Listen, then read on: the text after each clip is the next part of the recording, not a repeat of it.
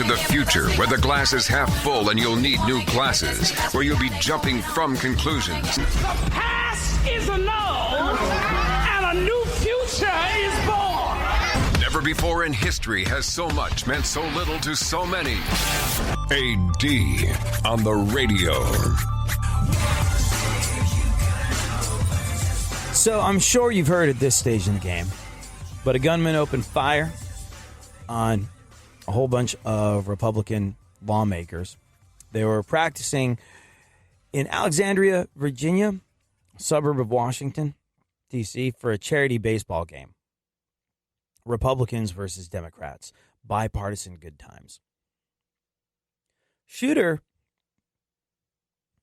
with a rifle at the baseball field shot, well, we're hearing anywhere up to 50 shots before being wounded in a gunfight with Capitol Hill police who were at the scene.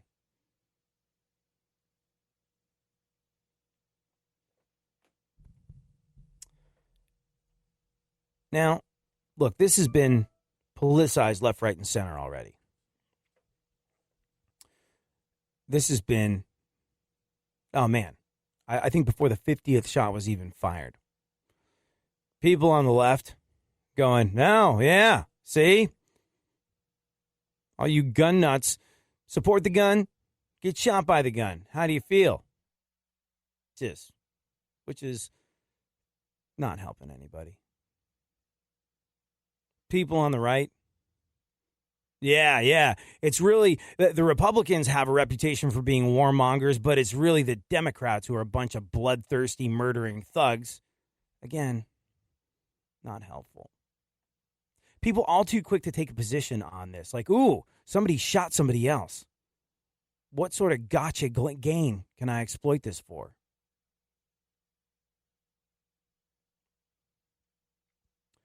Scalise, number 3 in the House of Representatives, Republican leadership, shot in the hip. He was tended to by fellow quick-thinking lawmakers. Congressman from Ohio who's a physician before he was transported to the hospital. Congressional staffer was wounded. 2 Capitol Hill police officers were hospitalized. Now, the gunman, in case you're not aware, this is where all the political brouhaha is coming from. The gunman was a guy called James Hodgkinson. He was from the St. Louis suburb of Belleville, Illinois. He died from his injuries. He was 66. He owned a home inspection business. And I guess a bunch of stuff that he had up on Facebook indicated he was strongly opposed to Republicans, to put it mildly. Very anti-Trump.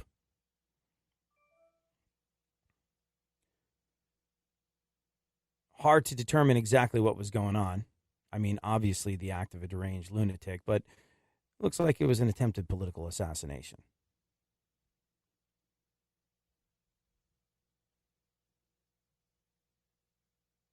And you know what?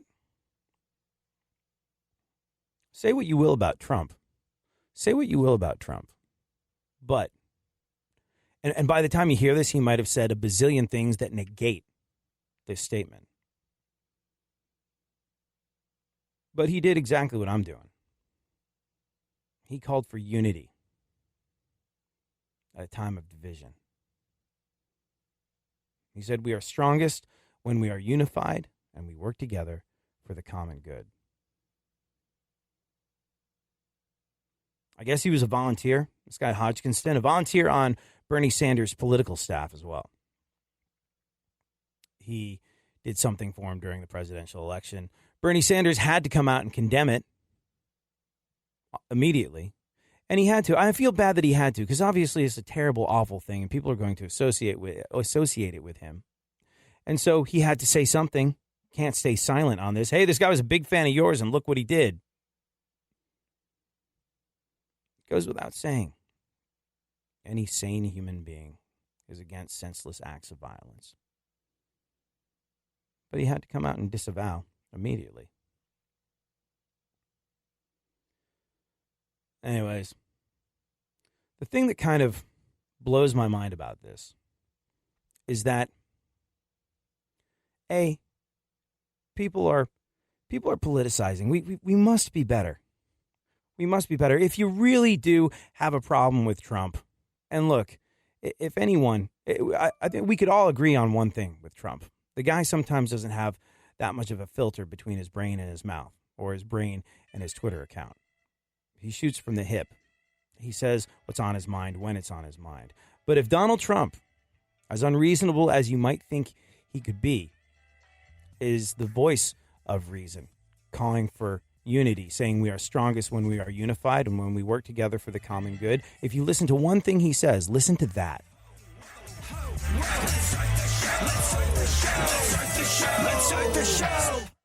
Real radio. 104.1.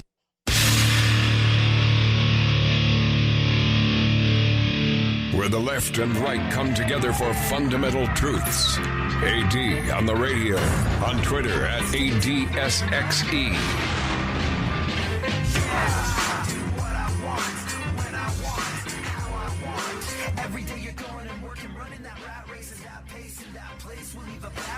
Yeah, this is the hardest part to swallow.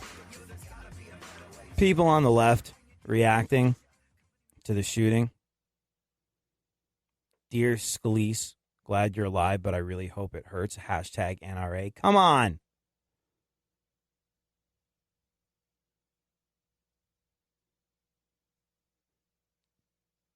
What's this? Representative Steve Scalise, who once spoke at a white supremacist event sponsored by David Duke, Google it, was shot today in Alexandria. He probably should have perished for the betterment of our people. Oh, come on. Come on. Don't you get it? Don't you get it? Like, this is not pro wrestling. This is not theater of the mind. This is not baseball. This is real people. These are Americans. These are our American members of our government. These are elected officials.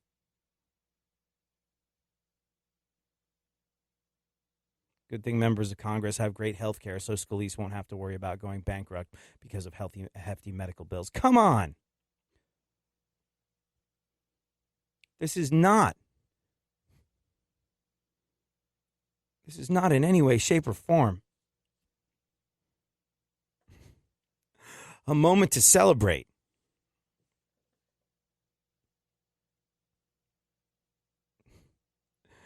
Have some compassion. Have some humanity. Come on.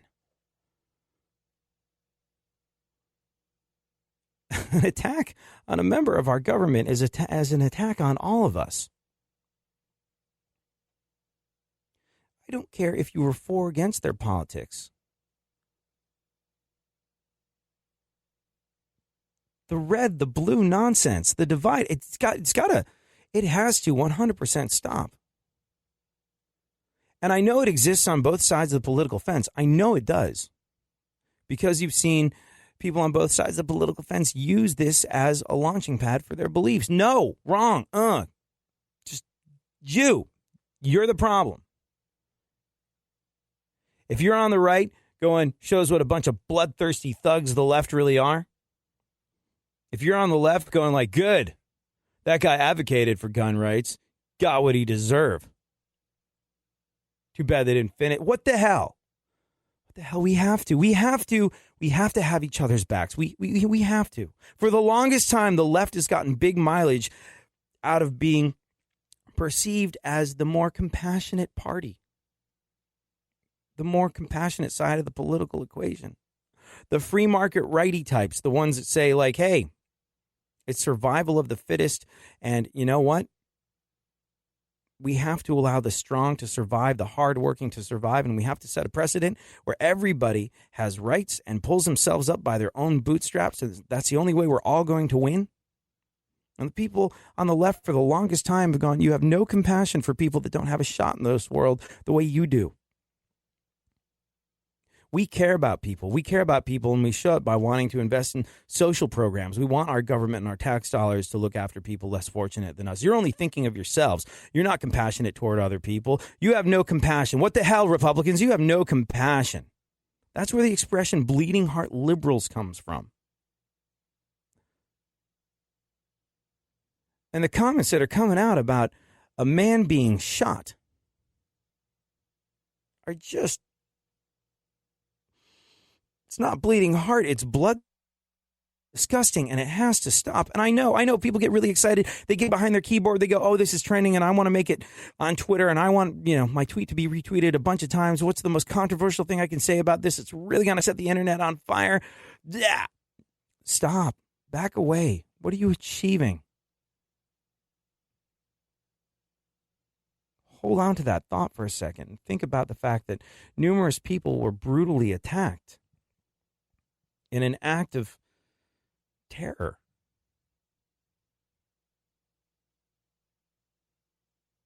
An attack on one of these people is an attack on all of us.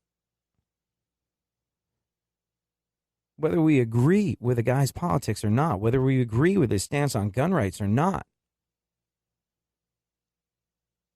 we have to be able to agree on the fact that we're all in the same boat together. We're all here. We're all in America. We want the same things. We have different ideas about the best way to get there. But divided, we will fall. If you don't think that terrorists, enemies of America, enemies of freedom and humanity, ISIS types, are watching this unfold on Twitter, licking their chops and rubbing their hands in glee as they view America participating in on an American hate, looking at this going, wow, that guy saved us some time. Fantastic. Oh, look, he's also incited a bunch of hatred within Americans. Look, they're divided, and we didn't even have to do anything. Oh, my gosh, this is, wow. It was like Christmas and our birthdays combined. Look at it. One guy shot a bunch of American government officials, and then a bunch of other Americans are jumping up and down all happy about it. I thought we were going to, our work here is done. Wow. We just have to wait for the whole thing to fall apart. If you let hate take a hold of you and the way you go through life in this situation, you are allowing terrorism a tremendous victory. Do you really want to be a part of that? I'm sure you don't. So please stop and think.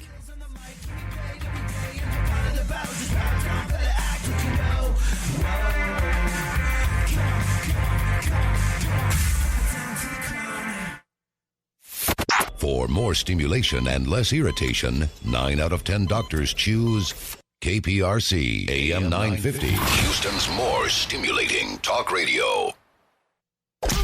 Don't get the blues, get all the news. We mean all of you guys out there in Radio Land. All aboard! He's back. AD on the radio. Give it up, yeah. Give it up, yeah. Bring this on, come on.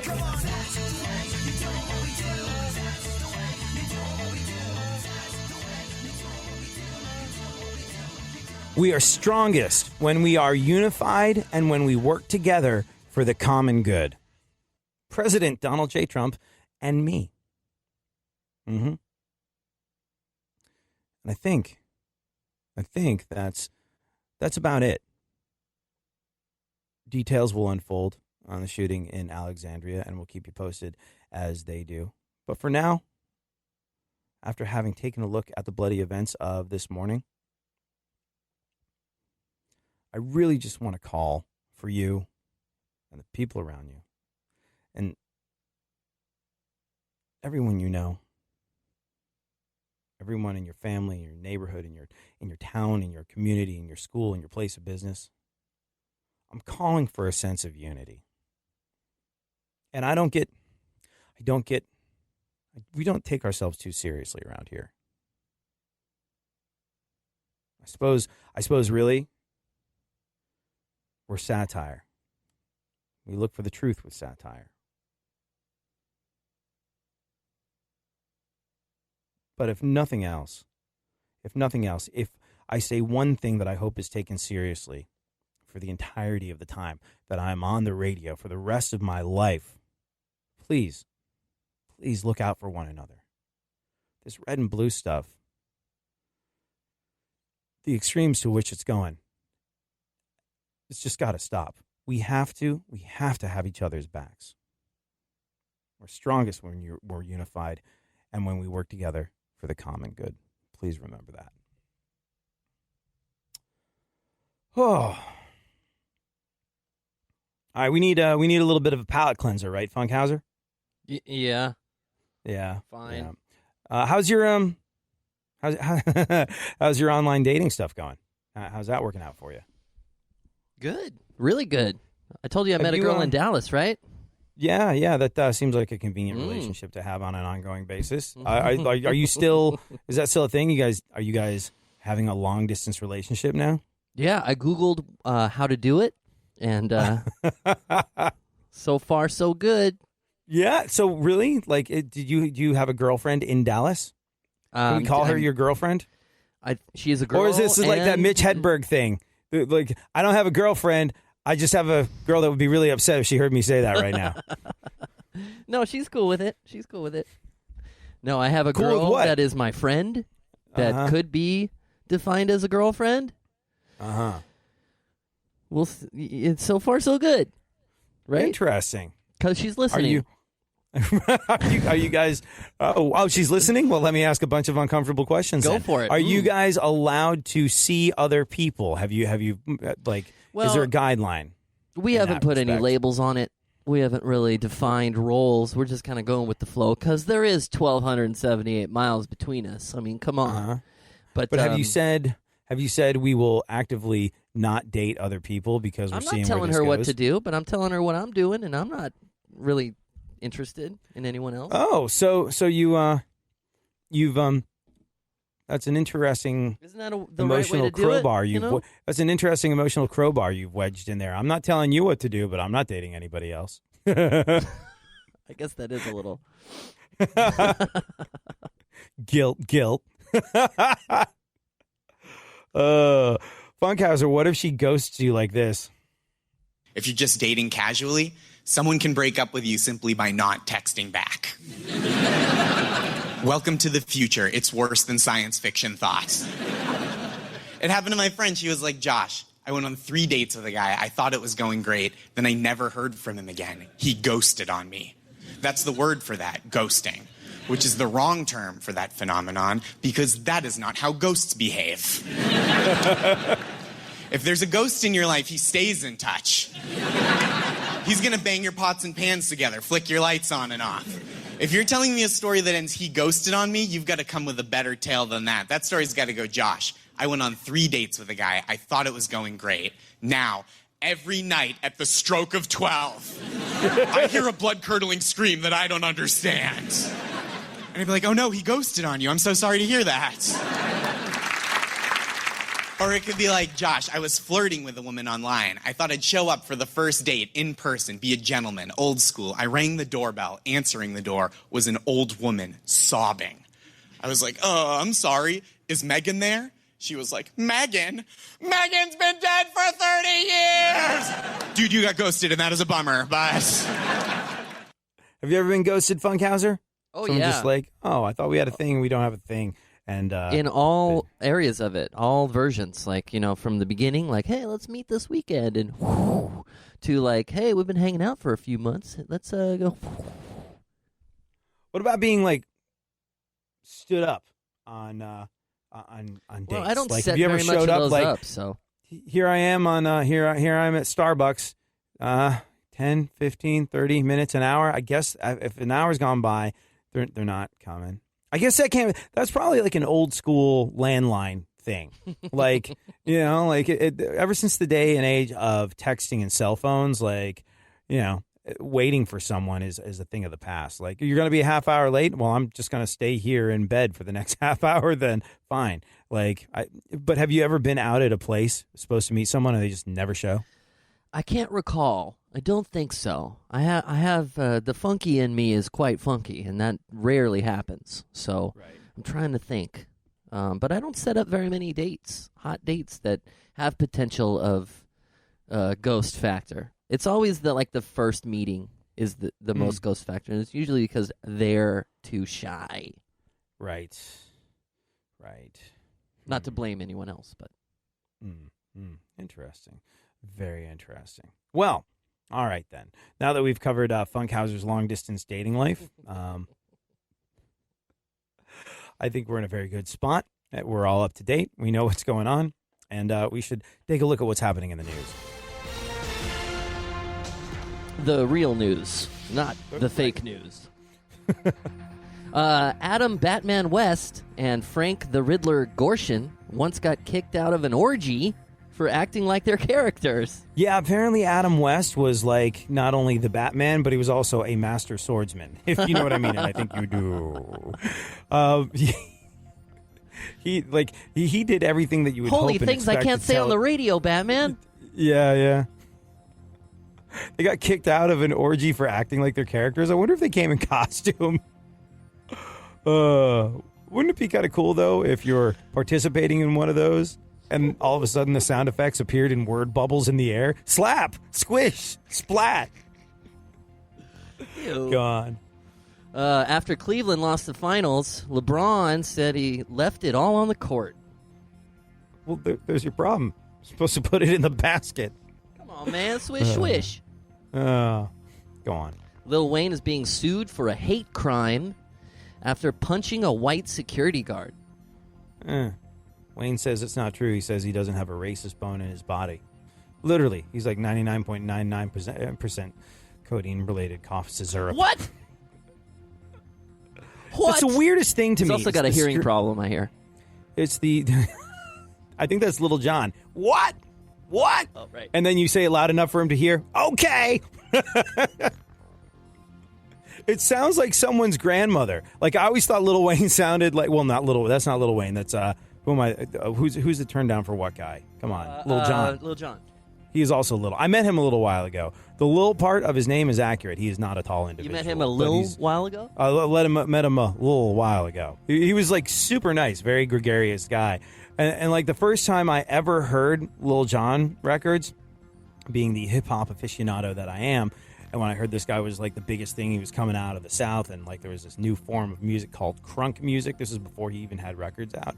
Like, this was known as being, like, this dangerous kind of music. Like, now he's kind of a cartoon character, but people are like, wow, this guy's nuts. This is some other stuff. Listen to the level of insanity in these tracks. And, like, I remember hearing it. I was like, this is like having a conversation with someone's hard-of-hearing grandmother. And they're like, what? He's just like, exactly, what? What? What? Yeah. What? You want Turn anything down from for the what? store? Yeah. What? Okay. I'm going to go to bed now. My stories are wrong.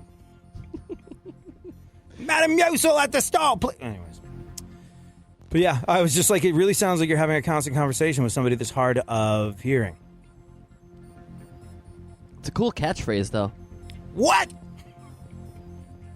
I can't believe he had the hugest hit in the world a couple of years ago for that. Turn down for what? Like, and it's brilliant. Like, that's a song that will make you turn it up and punch a hole in the roof of your car as you're driving down the road. Like, it's just, and all he did was walk in. Like, it was just some music sitting there, and then Lil Jon walks in and goes, turn down for what? And all of a sudden, it's a massive hit. There you go. What else? Bob Saget says his 38-year-old girlfriend keeps him feeling young. Yep, and Bob Saget's 38-year-old girlfriend says he keeps her feeling rich. How old is Bob Saget? Let's go to the clip. 38 years old is not, you know. He's not 38. It's not like he's dating. Are we both Googling this right now? Yeah. How old is Bob Saget? He's 61. Yeah, 61. So there's a 20-year age gap. Lucky guy. I don't know. I feel at some point. I mean, I get it. Like if you're 61 and you're dating a 38-year-old, and it turns into something serious, there are real concerns. Like if you wind up trying to make a life together, he's gonna check out like 20 years before you do. Like it's just he's that much older. But at 38, I would say someone is an adult. You know, a fully formed adult. But then I wouldn't know. Like, I might get to age 50 and be like, those 30-year-olds, they don't know what the hell they're talking about. There's like, you know, so I don't know. But I would, the scandal factor in him dating a 38-year-old, like it's a 20-year age gap, which is a very large one. But it's not like he's dating a 20-year-old or a 19-year-old or even a 25-year-old. Where you don't know who you are or what you're about yet. By the time you're 38, I think you've got a pretty good idea, don't you, Funkhouser? I mean, we'll find out in a couple years. Yeah, I don't think he's taking advantage of this clueless 38-year-old. You know what I mean? Like it's not like. Would it work the other way? Am I into a 61-year-old She doesn't know anything of this woman? world. But what about the other way around? Would you? I asked you first. Well, I mean, am I attracted to this 61-year-old woman? Yeah. I don't think I've ever been attracted to a 61-year-old In this case, you would be. I mean, skip it, go an extra 30 years, and hook me up with Betty White, then we'd have an entirely different conversation. Mm-hmm. And also, Dolly Parton, how old's she? Because I still definitely would. Have you seen her recently? No, but it's still Dolly Parton. I would. Actually, no, I have seen her recently because she was in that Foo Fighters movie. And She's I remember 71. thinking about Dolly Parton. Yep, still got it. Still got it. So, I guess conceivably, I wouldn't expect it to really go anywhere. I wouldn't expect it to be a long-term thing. But, I think, if it were Dolly Parton, I would date an older woman. How's that? Good enough for me. There you go. So But that's the takeaway for today. Yeah, but that's more of a being into a Dolly. That's more just being a Dolly Parton fan, thinking Dolly Parton's like amazing and wonderful and beautiful and talented and all the things that she is. Went to see Dolly Parton once. Please, because she's in her 70s now. Time is running out. If you get a chance to see Dolly Parton live, please take it. Just unbelievable. You might have heard all the records. You might have seen all the movies. She is a presence. She has the voice of an angel. Some people can sing. Some people are great singers. They can hit all the notes. She has something else. She has something otherworldly that was given to her by a higher power. There's no one else on this planet that sounds like Dolly Parton. And not only that, but when Dolly Parton plays, she plays like a bazillion instruments, and she doesn't just, strum along. She doesn't just know a few chords on the guitar, be able to pick a little bit on the banjo, maybe pick up a fiddle and stuff. No, she shreds on all of these things, plays fiddle like Charlie freaking Daniels, and plays guitar like Steve freaking Vai, and plays that auto harp thing like whoever the hell the main proponent of auto harping is. She's awesome. If you get a chance to see Dolly Parton do her thing live, please take it. Sometimes you just know you're done. You're longing for that shining sun. You walk these streets most every day. You're waiting to get washed away.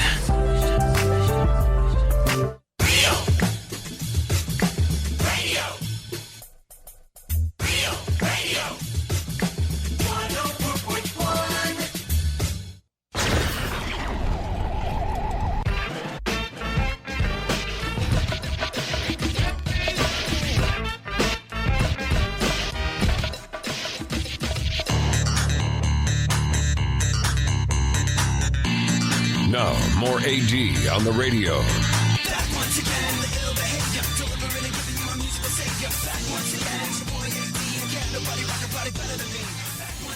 All right, Funkhouser, let's do a little bit more news, shall we? Fine. Hold on. I need to go on eBay and get a new cable. So hang on a second while I play the news bed for you from the same thing here. Uh-oh. Freaking allergy season. Whoa. Oh, whoa, man, whoa. Did you hear about Bill O'Reilly? Hey, what? There's this new app that if things with the girl in Dallas don't work, it just sends you on dates without having to swipe or text. That's scary. I know. It takes literally all that. Well, we'll you talk have about. Been chosen. Yeah, we'll talk about how that works because we tackle big and important issues around here a little later on after we wrap up the news. What else is going on, Funkhouser? Bill O'Reilly says he's planning a return to TV. A lot of women are saying no, but a lot of women are also saying that's never really stopped him before. So there you go. Allegedly, I heard a little about that. That's going to be interesting. Oh yeah, what's the deal? Well, I don't have all my facts straight, but there's a TV company that just bought WGN, and they plan to do something like Fox News with it. I hear. Right. Well, I mean, that's the scuttlebutt. Fox News has essentially been. A lot of people are saying that the Fox and the Fox News neutered right out of it. Like they're all touchy-feely, they're, well, in a poor choice of words given what went on with Bill O'Reilly, allegedly. But they're all sort of like, they're becoming this more politically correct, touchy-feely company that is,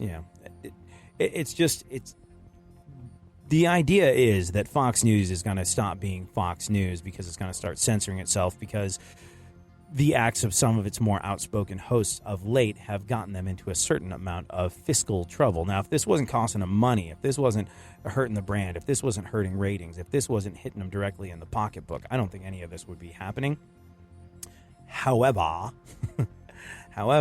there is now sort of like a bit of a vacuum for people that go, hey, we need some real angry right-wing stuff. We need people to be able to let fly like they want to be able to let fly, like they used to be able to do on Fox News, and it looks like they're not going to be able to do anymore, so let's go for it.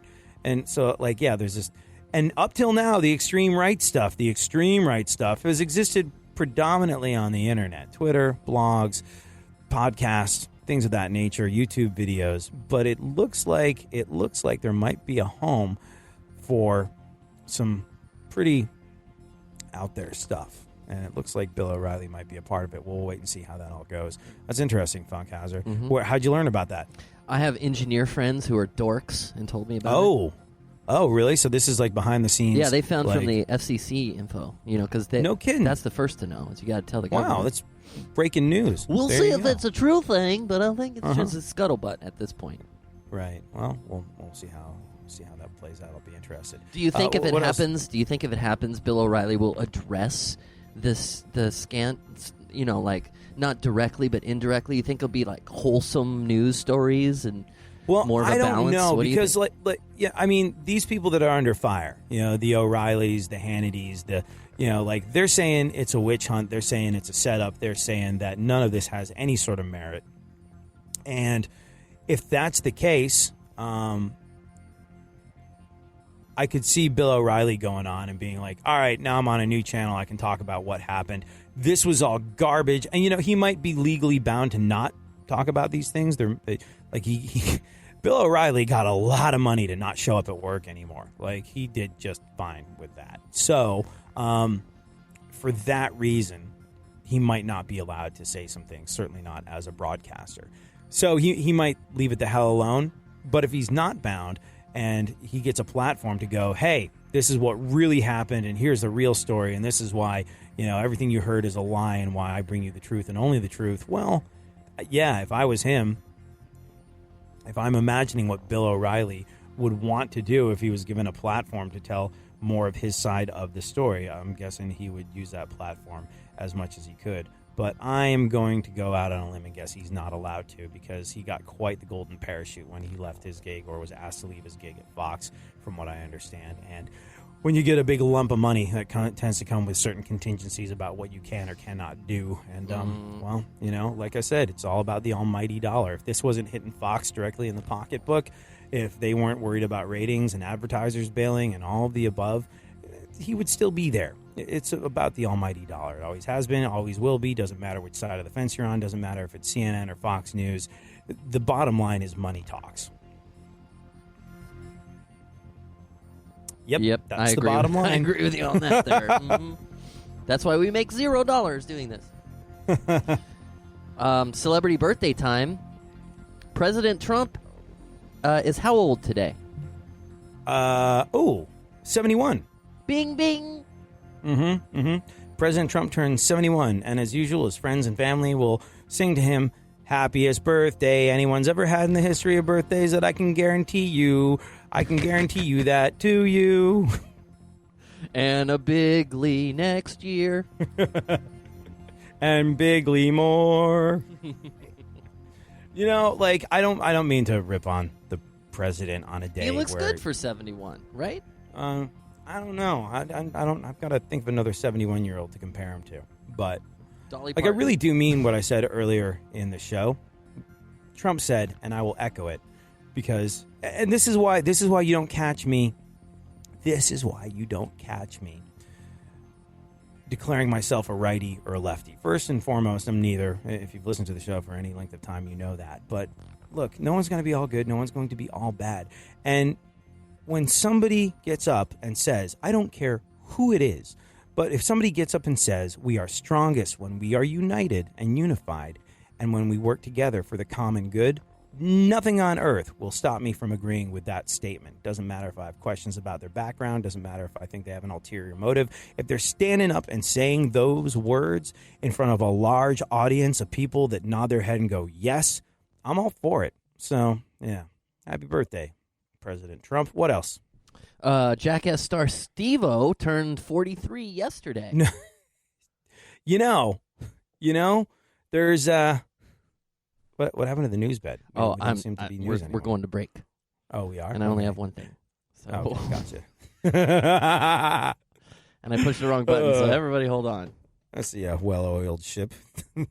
That's a well-oiled machine. I mixed my metaphors there. That's a well-oiled machine that we run around here. It's Jackass Steve-O, dude, is 43. Wow.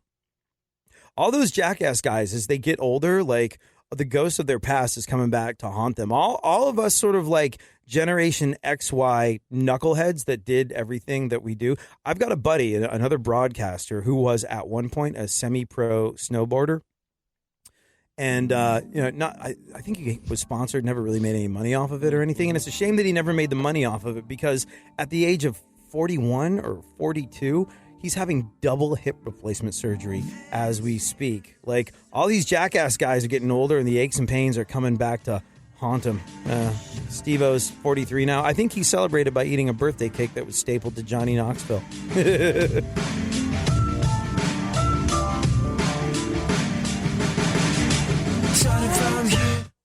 Leave the stimulation to the professionals. Everyone is so smart. KPRC, more stimulating talk radio. There's something happening here, and you should know what it is. The dumbing up of America. Now, more AD on the radio.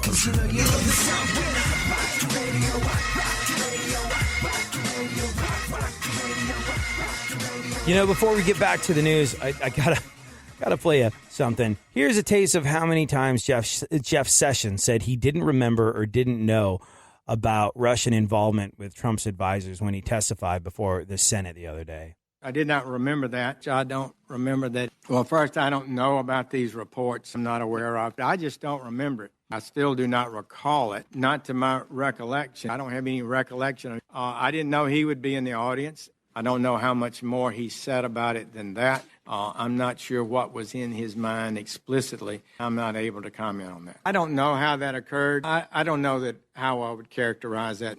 I don't know, Senator Rubio. I don't believe in my conversations. Nah. Well, I'd have to rack my brain, but I don't recall it. Don't think I had any direct involvement. So I don't recall that. I don't recall any such meeting. I don't recall any such conversation. I don't recall it, Senator.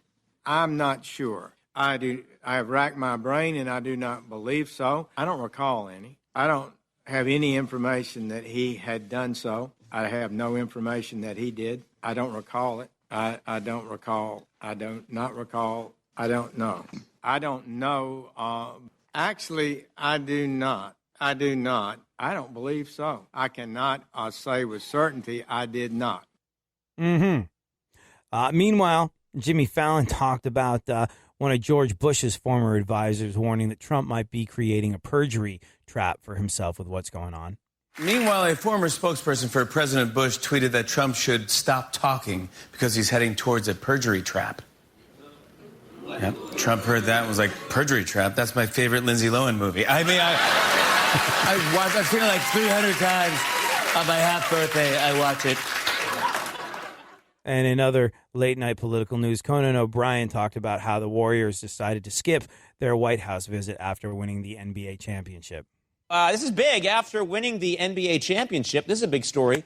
The Golden State Warriors unanimously decided to skip the traditional visit to the White House.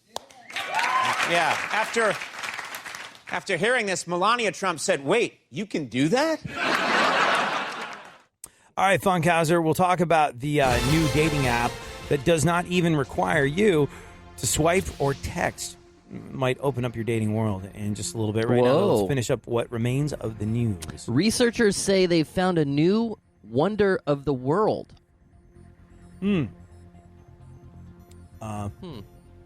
Sophia's Vergara's or Katy Perry's? The latter, please. Or the former. Let me lay hands upon the wonderments. Go on. Hallelujah. Pope Francis is threatening to suspend several disobedient Nigerian priests. Well, yeah. He's also trying to get his millions of dollars back from several Nigerian princes. Go on. Got to change your email password, man. Fired Yahoo CEO Marissa Mayer is leaving the company with a $260 million severance package. I want to get like a really big job running a really Yahoo big have company. that money? And then they've been going since the beginning of the internet, you know? Like $260 million? For $260 million. Like, they were Google before Google was Google. And I know they haven't done as good a job at being a search engine as Google have, but, like, they got in at the ground floor of the internet. It would take some serious heavy lifting to get rid of all the money that they made off of what they'd done. So, yeah, $260 million. I want to get hired to do a very high-profile job, do a lousy job at it, and get a massive severance package. That sounds like a thing, right? It's like when David Lee Roth... Do you remember when David Lee Roth replaced Howard Stern? Oh, do I? I was working there when that happened. Oh, I do. So wait, you were working... when you say there, where? I was at the L.A. Affiliate headquarters, and I was one of the producers that got to... I thought they carried David Lee Roth on the East Coast and Adam Carolla on the West Coast. I thought the whole idea, this is a little bit of radio inside baseball, but Howard Stern became such a huge and dominant force in radio that people went, we can never let anybody have that much power again, because when they bounce, it's a big deal. So they decided to split the country in half. They gave Adam Carolla the West Coast and David Lee Roth. Well, it wasn't on purpose like that. It's just they couldn't find anyone good enough. I was one of the producers for the 6 months before they picked Carolla and David Lee Roth. They went through all kinds of people. Like Stuttering John tried to do a show, and all kinds of people. And they picked those two. And they were really trying to pick one. Really? Mm-hmm. They couldn't find anybody with the heat, man. Nobody could throw the heat. I mean, it's just, it's not so much... At some point, it becomes less about... I mean, first and foremost, let's just say this right here, right now. It's Howard Stern's world. He created it. We are existing in it. We're the next of kin. Oh, yeah. We're here because he's here. There was a period of time where Howard Stern would get mad that people were ripping him off. You know, like, they're ripping me off. And this was when he was on the rise. Howard Stern's, to me, like, he's the Tony Hawk of radio.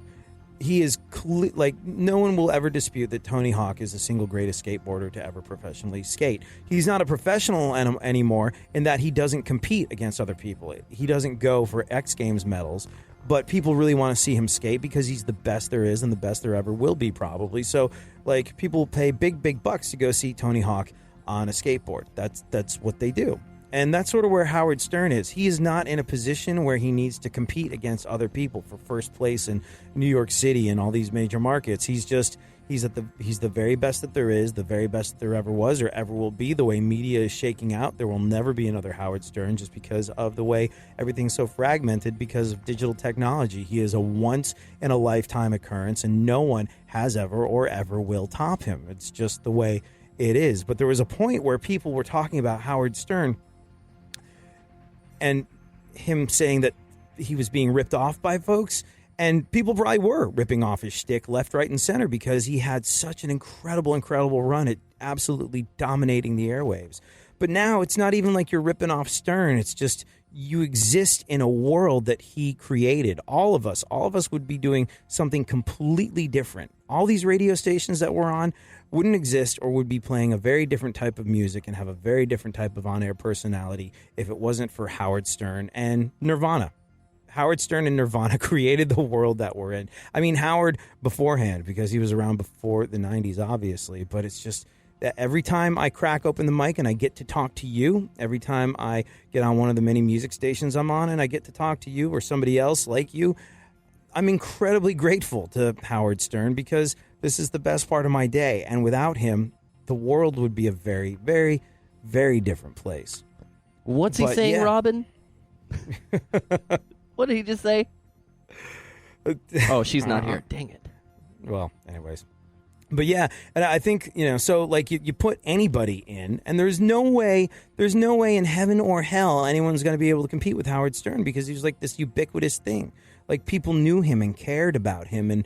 And look, there's very few things in life that make me happy. One of them is listening to Howard Stern on the radio. I just get happy. It's just, it's like a little reward at the end of the day to listen to Howard. And for that reason,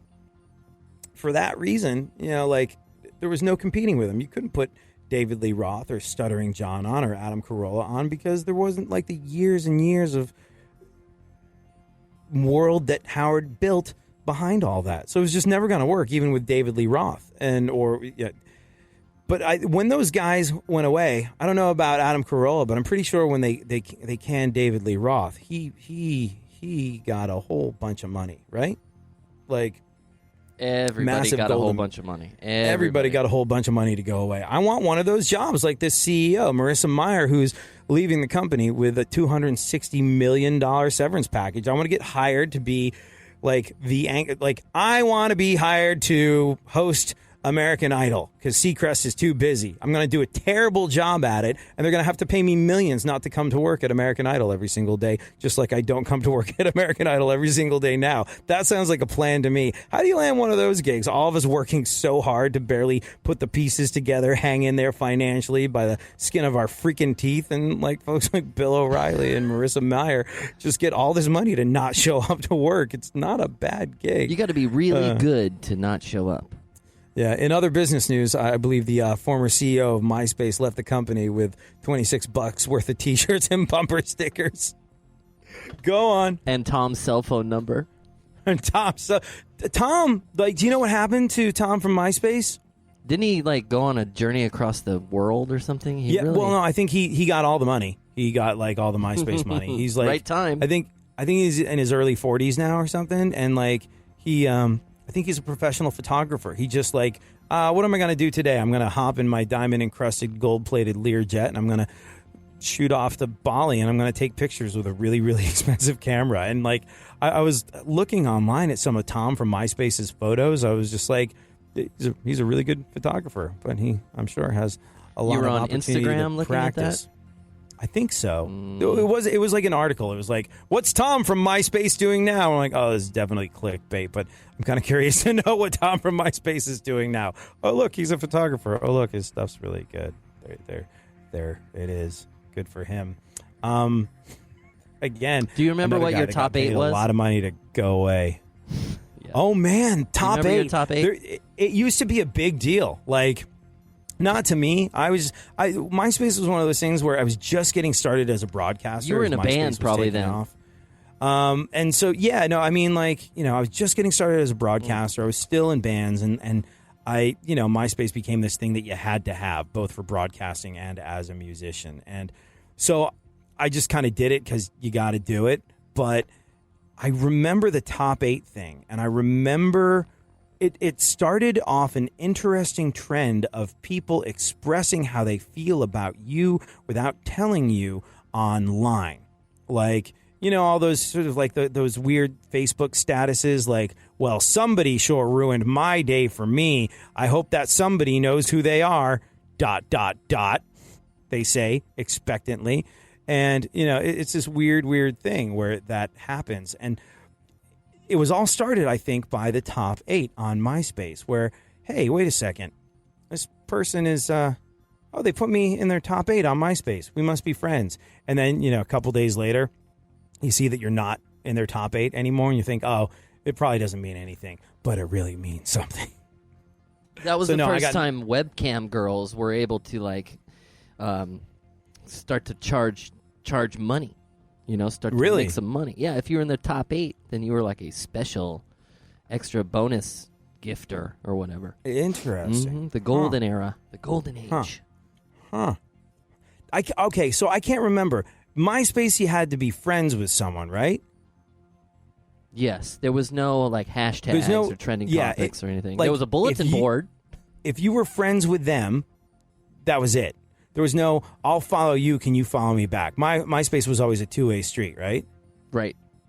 So, yeah, I think, like, what I remember is a lot of radio personalities were, like, putting rock stars in their top 8. Like, hey, I'm going to friend request you on MySpace. You're going to accept, right? And, like, these really uncomfortable conversations I would see DJs have with musicians. They're like, yeah, fine, sure, yeah, that's cool. And then they would be all like, oh, yeah, the lead singer from Forever the Sickest Kids. That's him in my top 8 in MySpace. Yeah, we totally hang out. Forever the like, Sickest Kids, huh? Yeah, Wow. I had to look for a really MySpace era band reference, and I think I nailed that one. Oh, we're all out of show. That's it. We didn't get to talk about... All right, Funkhouser, just so you know, there's a new dating app. It's called First. It doesn't have a messaging option. Just immediately sends you on a date with people. You choose when and where. The other people can accept the date, and you choose who you go out with. Yeah, so you just, like, ask someone on a date. It's either a yes or no question, no getting to know you, no, like, what sort of things are you into? No, thank you. I like your profile. Want to meet up? No? Good. Moving on to the next one. That sounds expedient. Nope.